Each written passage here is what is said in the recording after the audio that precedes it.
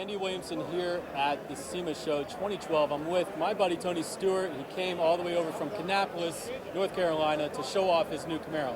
So we have a few questions. We want to off the cuff this thing. We want to learn a little bit about the Camaro from Tony's perspective. So my first question is, what would you say is your favorite part about this build?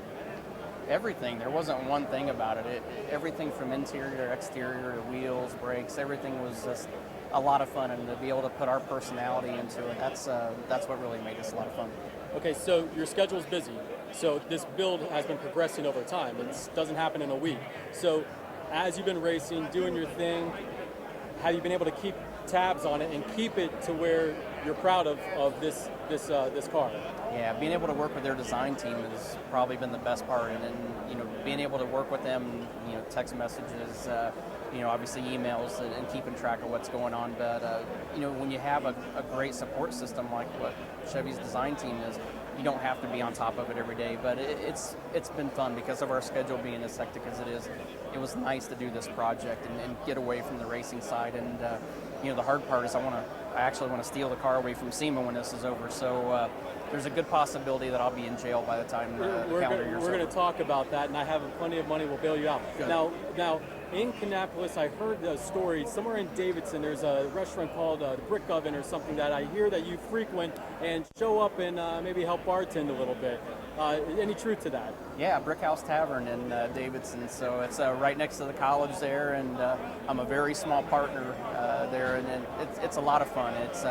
We actually got a big event there this week for the World Outlaws Finals. So I'm not a great bartender, but I can serve beer all day long. You can have fun though, right? Absolutely. So this is the car you would drive. You would go through, downtown Davidson, come from your shop and hit that old road with the trees overhang. This is the car to do it. Yeah, you just got to be really careful in Davidson because the cops don't have a very good sense of humor when it comes to this. You don't have a relationship with them? A little bit of one, not enough Positive that I can go or ripping. Oh, I got a good one so far, but if I drove this thing through there very long, I would probably be in trouble. All right, talk about the ZL1. When you first jumped in it, I mean, you've obviously driven Camaro SSs before. You've driven a lot of fast cars in your day. Were you like taken back by the performance of a factory car as a ZL1?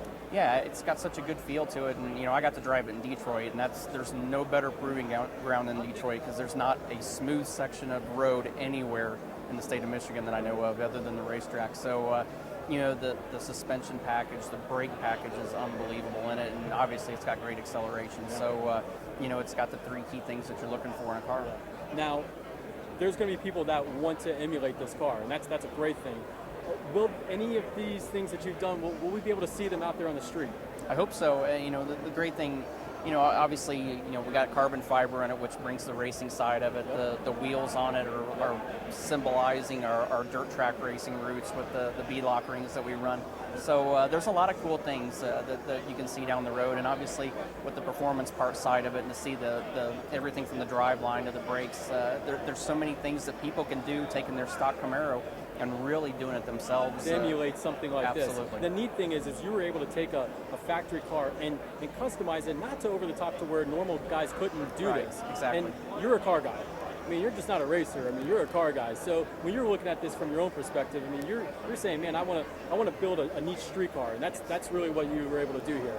Yeah, and the idea was to show people that you can have a lot of fun with your own street car without having to have somebody do a custom build for you. I mean, this is something that everybody can do. They can come up with their own paint job, obviously wheels, tires, simple things that everybody, the average car guy can do themselves, and it just gives them some inspiration that they can build a car that's cool like this. I agree. Now, the last couple of questions. Guy got a Corvette. It doesn't mean anything, right? I mean, if you guys had to go head-to-head here, I mean, how are you feeling against your odds against Guy on the track? Well, he had to have a Corvette. Obviously, he had to have a convertible so he can get his fancy hair out the top. So I'm used to having a roof over my head, but I don't know. He's a big car guy. I mean, and he loves horsepower. So obviously, he's not scared of it. But I think when it comes time to actually turning left and right, I might have the advantage. Okay, now in an arm wrestling contest, where do we flare out there? I can't even tell you the last time. I think the last time I arm wrestled anybody was my 7-year-old nephew. So, and that was a struggle beating him. So we don't want to start this right now. We don't want to get Guy going here. Yeah, I don't know. I mean, would he play fair? Absolutely not. I mean, a guy with hair like that, I mean, he's not going to play fair. Anything else you want to tell us about the car that we may not know as just looking at it?